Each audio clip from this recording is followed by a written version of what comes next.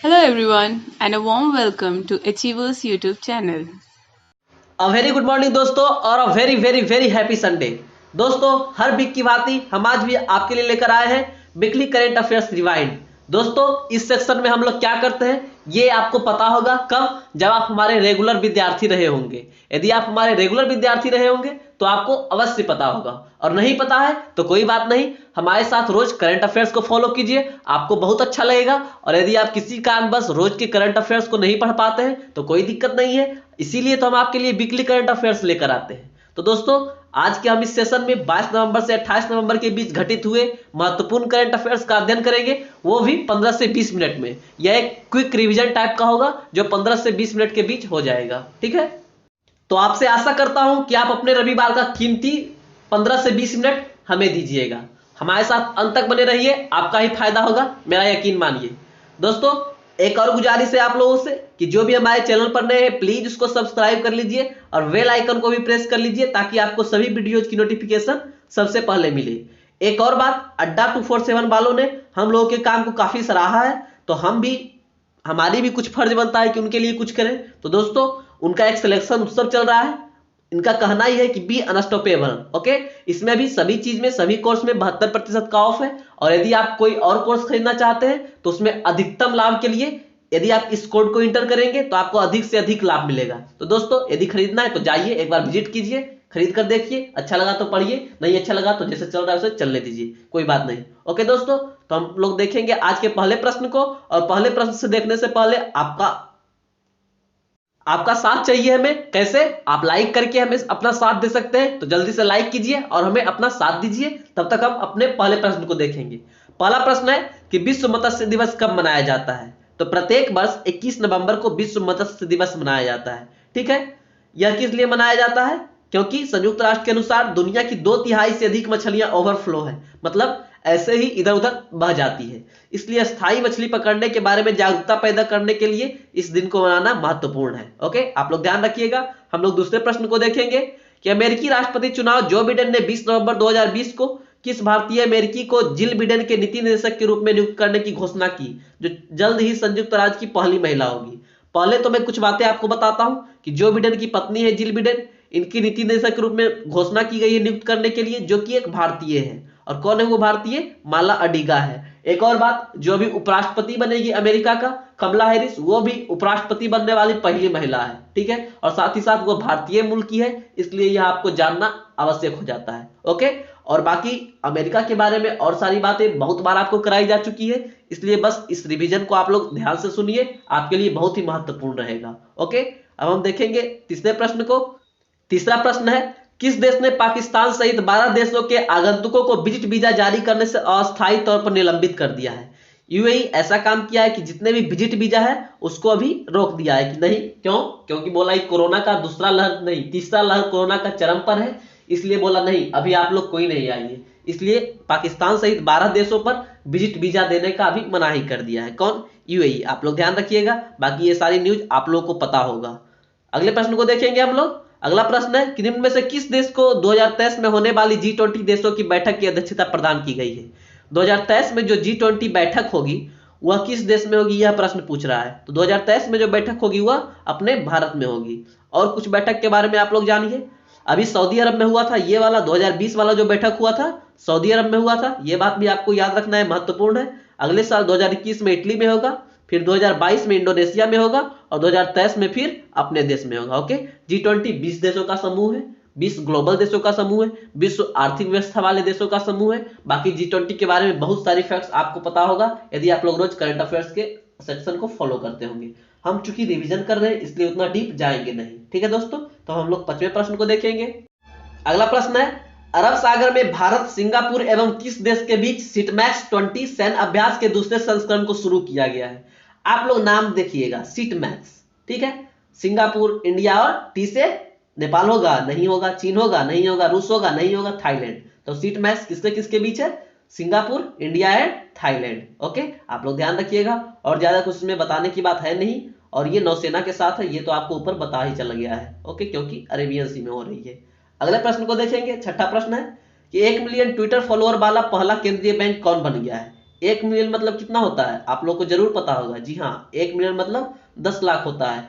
Reserve bank of India ऐसा पहला bank बन गया है जिसके ट्विटर पर 1 मिलियन फॉलोअर हो चुके हैं। ठीक है, 1 मिलियन फॉलोअर वाला यह पहला बैंक है इंडिया का, और यह एक सेंट्रल बैंक है, ये तो आपको पता है, और 1 मिलियन में 10 लाख होते हैं। ठीक है, अगले प्रश्न को अब हम लोग देखेंगे कि हाल ही में भारत का पहला मास गार्डन का शुभारंभ कहाँ किया गया है। मास गार्डन, ठीक है, मास के बारे में हम लोग जानेंगे, उसके पहले ये जानते हैं कि इसका शुभारंभ कहाँ किया गया है। तो नैनीताल उत्तराखंड में इसका शुभारंभ किया गया है। ओके, तो आप लोग याद रखिएगा। अब थोड़ा सा आप लोग जानिए कि मास क्या है। तो मास ब्रायोफाइटा वर्ग का एक अपुष्पक पौधा है, मतलब इसमें फूल नहीं होते हैं। ठीक है, आम भाषा में इसे हरिता कहते हैं। तो आपसे ये भी पूछा जा सकता है कि मास को अन्य किस नाम से जानते हैं, तो हरिता। ठीक है, यह ज्यादा लंबा नहीं होता है, 1 से 10 सेंटीमीटर लंबा होता है, बिना जड़ का पौधा है। ओके, अब आप लोग यदि उस बगीचा को देखिएगा जो मास गार्डन है, तो उसमें जो मास को इकट्ठा करके डायनासोर जैसा शक्ल बनाया गया है, डायनासोर जैसी आकृति बनाई गई है। ठीक है, तो ये आप लोग देखिएगा, देखने की चीज है, गूगल सर्च कीजिए या फिर जैसे भी देखिए, जाकर देखिए। ओके, अब 8वें प्रश्न को देखेंगे कि मत्स्य दिवस के अवसर पर मंत्रालय की ओर से बेस्ट समुद्री राज्य का पुरस्कार किसे दिया गया है। मत्स्य दिवस मनाया गया। सबसे पहला क्वेश्चन हम लोगों ने आज का किया कि मत्स्य दिवस कब मनाया जाता है। अब ये मैं दोहराऊंगा नहीं कब मनाया जाता है, क्योंकि अभी मैंने उसे दोहराया है। छोड़िए, इस प्रश्न को देखिए कि मत्स्य दिवस के अवसर पर मंत्रालय की ओर से बेस्ट समुद्री राज्य, मतलब मछली पकड़ने में सबसे बढ़िया राज्य कौन है, तो ओडिशा है। ओके, और बेस्ट इनलैंड राज्य, मतलब जो समुद्री राज्य नहीं है लेकिन मछली बढ़िया तरीके से पकड़ा है, तो उसको अवार्ड मिला है किसको, उत्तर प्रदेश को। ओके, अब इससे संबंधित एक फैक्ट आप लोग याद रखिएगा कि ministry of fisheries, animal husbandry and dairying कौन है, गिरिराज सिंह। पशु एवं मत्स्य मंत्रालय कौन है, गिरिराज सिंह। ओके, आप लोग याद रखिएगा। अब अगले अर्थात 9वें प्रश्न को देखेंगे कि हाल ही में कोरोना वायरस के कारण किस राज्य के पूर्व मुख्यमंत्री श्री तरुण गोगोई जी का निधन हो गया है। तरुण गोगोई जी को आप लोग अवश्य जानते होंगे। ये 15 साल असम के मुख्यमंत्री के रूप में अपनी सेवा दिए हैं। ठीक है, कब से कब तक दिए हैं, तो 2001 से 2015 के बीच। ठीक है, 2001 से 15 के बीच, ये बातें नीचे लिखी हुई है। तो यह असम के पूर्व मुख्यमंत्री थे, कौन, श्री तरुण गोगोई जी। इनका कोरोना वायरस के कारण निधन हो गया है। ओके, अब देखिए थोड़ा सा असम आ गया है यहीं पर, तो एक और बात असम से संबंधित मैं बता देना चाहता हूं कि नॉर्थ ईस्ट का पहला गौ अस्पताल, मतलब काऊ का हॉस्पिटल, गाय का हॉस्पिटल असम में ही खोला गया है। तो आप लोग याद रखिएगा। ठीक है, अब अगले प्रश्न को हम लोग देखेंगे, 10वें प्रश्न को, कि कोरोना वायरस के कारण भारत द्वारा कराया जाने वाला एकमात्र अंतरराष्ट्रीय चेरी ब्लॉसम फेस्टिवल को रद्द कर दिया गया है। यह प्रत्येक वर्ष किस राज्य में मनाया जाता है, तो यह इंडिया का एकमात्र इंटरनेशनल चेरी ब्लॉसम फेस्टिवल है।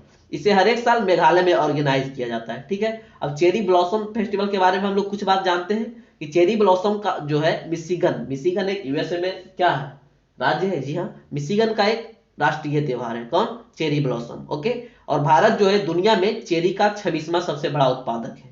ठीक है, तो ये सारी बात आप लोग याद रखिएगा।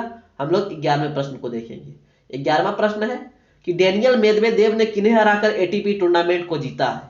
तो डेनियल मेदवेदेव ने, देखिए डेनियल मेदवेदेव और डोमिनिक, मतलब अपने ही सहपाठी को, सहपाठी मतलब साथ में खेलते पढ़ते नहीं है, सह खेल करने वाले को, साथ ही साथ अपने ही पार्टनर को, ऐसे आप बोल सकते हैं। तो आप याद रखिएगा कि इनका भी ड से नाम है डेनियल, इनका भी ड से नाम है डोमिनिक, तो ऐसे आप लोगों को याद रह जाएगा। ओके, तो डेनियल मेदवेदेव ने डोमिनिक थीम को हराकर एटीपी टूर्नामेंट को जीता है। और यह एटीपी टूर्नामेंट जो है ग्रैंड स्लैम के बाद पुरुषों के टेनिस टूर्नामेंट का दूसरा सबसे बड़ा स्तर है, और यह टूर्नामेंट पहली बार 1970 में आयोजित किया गया था। आप लोग याद रखिएगा। अब आप लोग सोच रहे होंगे कि हम तो सभी बात को बोलते हैं कि आप लोग याद रखिएगा, याद हम लोग कितना करेंगे।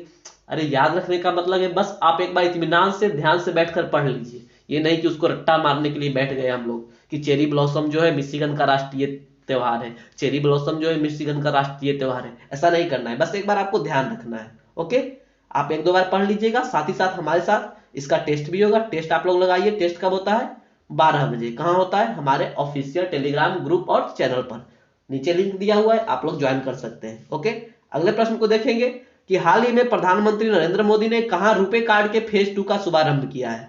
तो भूटान में। इससे पहले फेज 1 शुरू हो चुका था, अब इन्होंने हाल फिलहाल में रुपे का फेज 2 शुभारंभ किया है। ओके, रुपे कार्ड आप लोग अवश्य जानते होंगे।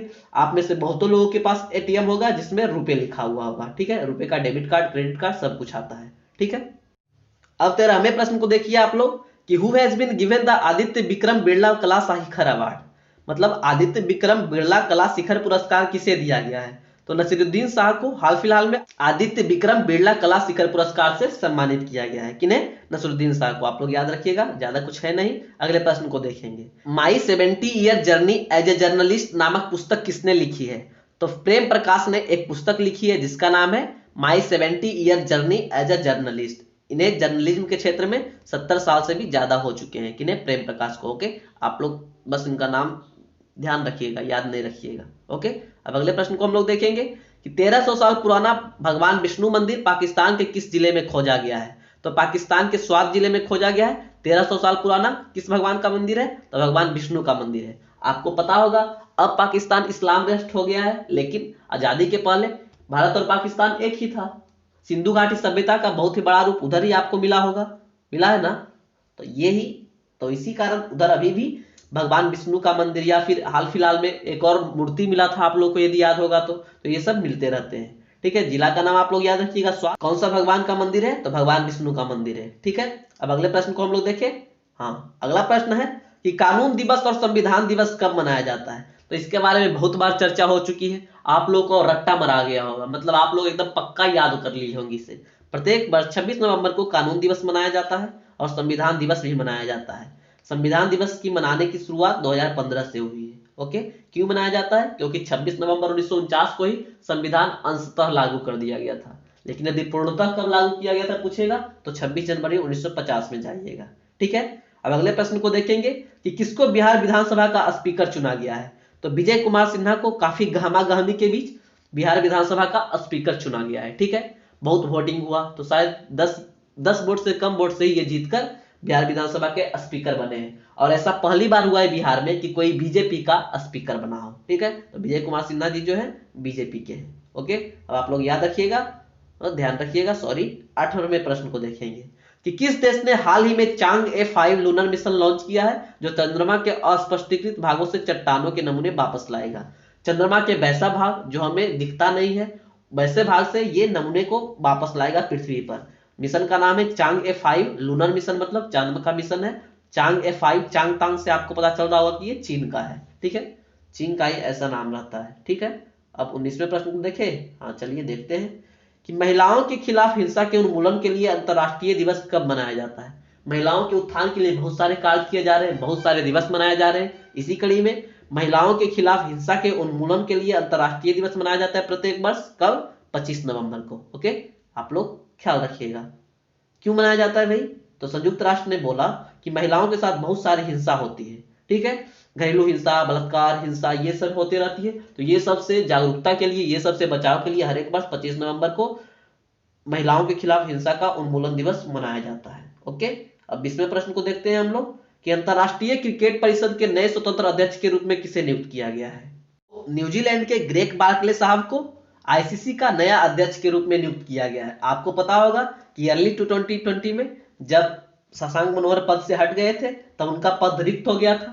ठीक है, कोई एडिशनल मतलब कोई उनका कार्यभार संभाले हुए थे जो उनके उपाध्यक्ष थे वो ही, लेकिन अभी हाल फिलहाल में न्यूजीलैंड के ग्रेग बार्कले को इसका अध्यक्ष बनाया गया है। ओके, किसका? आईसीसी का।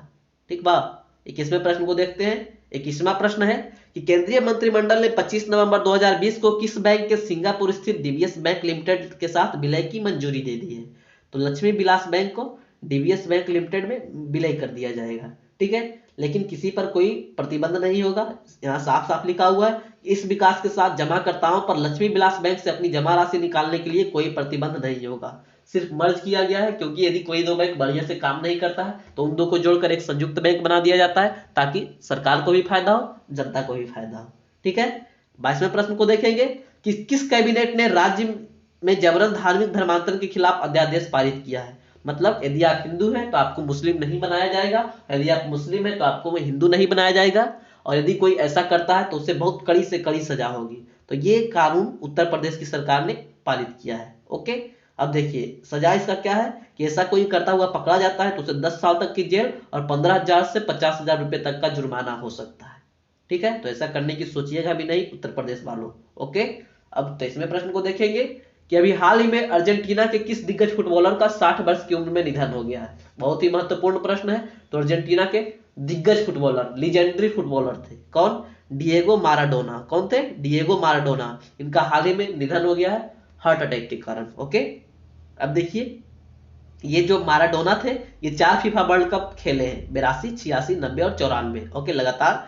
और जीते कौन कौन है? यदि फीफा अंडर 20 वर्ल्ड कप 1979 का ये जीते हैं, और फीफा वर्ल्ड कप 1986 का ये जीते हैं। नाम याद रखिएगा, डिएगो माराडोना। और किस देश के ये भी आपको याद रखना है, अर्जेंटीना के हैं। ठीक है, 24वें प्रश्न को देखेंगे कि निम्नलिखित में से किसे नोबेल शांति पुरस्कार 2021 के लिए नामित किया गया है? तो बेंजामिन नेतन्याहू और मोहम्मद बिन जायद अल नाहयान, इन दोनों को शांति स्थापना करने के लिए, अपने अगल बगल में अपने ही बीच शांति स्थापना करने के लिए नॉमिनेट किया गया है नोबेल शांति पुरस्कार 2021 से। 2020 का नोबेल शांति पुरस्कार किसे मिला ये तो आपको पता होगा, नहीं पता है? अरे हाँ, विश्व खाद्य कार्यक्रम को। चलिए, ये आपको पता है। अब आप लोगों को क्या करना है, 2019 का जो नोबेल पुरस्कार मिला है वो किस देश के हैं, ठीक है, और उन्हें किस लिए मिला है, ये बातें आपको क्या करनी है, कमेंट करके जवाब में देनी है। चलिए, रजाई से हाथ निकालकर कुछ आप लोग कीजिए। अब अगले प्रश्न को देखिए कि पीएम ने, मतलब मोदी जी ने, किनके जीवनी पर एक पुस्तक का अनावरण किया है? तो श्री गुरु नानक देव जी के जीवनी पर इन्होंने एक पुस्तक का अनावरण किया है। किन्होंने? मोदी जी ने। और जब यह प्रश्न बताया गया था उस समय, तो इस समय यह भी बताया गया था ये जो पुस्तक है इसके लेखन किसने किया है? कृपाल सिंह। कृपाल सिंह का नाम आप लोगों ने नहीं सुना होगा, तो सुनिए, इस पुस्तक का लेखन कृपाल सिंह ने किया है। ओके, अब 26वें प्रश्न को देखेंगे कि निम्नलिखित में से किसे बीआरओ, बीआरओ मतलब बॉर्डर रोड ऑर्गेनाइजेशन, के नए महानिदेशक के रूप में नियुक्त किया गया है? जैसे मैं आपको पहले बीआरओ की कुछ कारनामों के बारे में बताता हूं। जैसे इधर हाल फिलहाल में क्या हुआ था, 2-3 महीना पहले चीन से झड़प हुआ था। क्यों? क्योंकि भारत इधर रोड बना रहा था। तो चीन या किसी भी सीमावर्ती इलाके में यदि कोई रोड बनाता है तो रोड बनाने का काम किसके पास होता है? या कोई डैम बनाए, पुल बनाए, उसका काम बीआरओ का होता है। और हाल फिलहाल में बीआरओ के नए डायरेक्टर जनरल के रूप में, मतलब डीजी के रूप में, राजीव चौधरी को नियुक्त किया गया है। ठीक है, याद रखिएगा। अब 27वें प्रश्न को देखेंगे कि हाल ही में किस महिला क्रिकेटर को आईसीसी की women player of the decade award के लिए नॉमिनेट किया गया है? तो मिताली राज को नॉमिनेट किया गया है आईसीसी की women player of the decade award के लिए।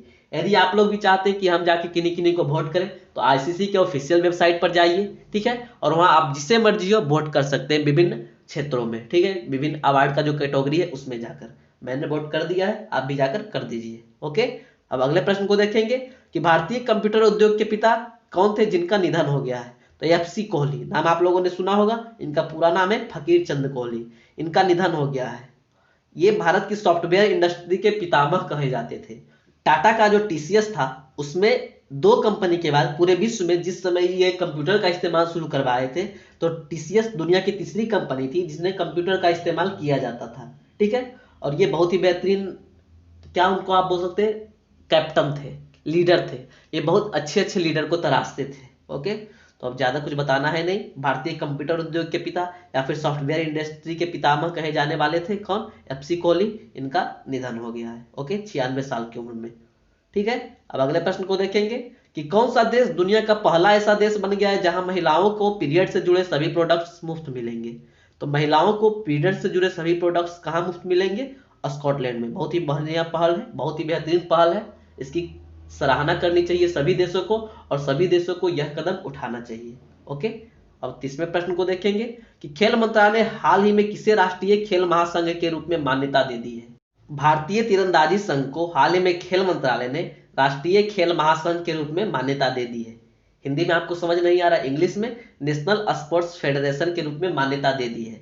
पहले भी इसे मान्यता मिला हुआ था, लेकिन बीच में यह कुछ गड़बड़ किया था, इसके लिए इसकी मान्यता रद्द की गई थी। देखिए, 8 साल बाद इसे फिर से मान्यता मिली है।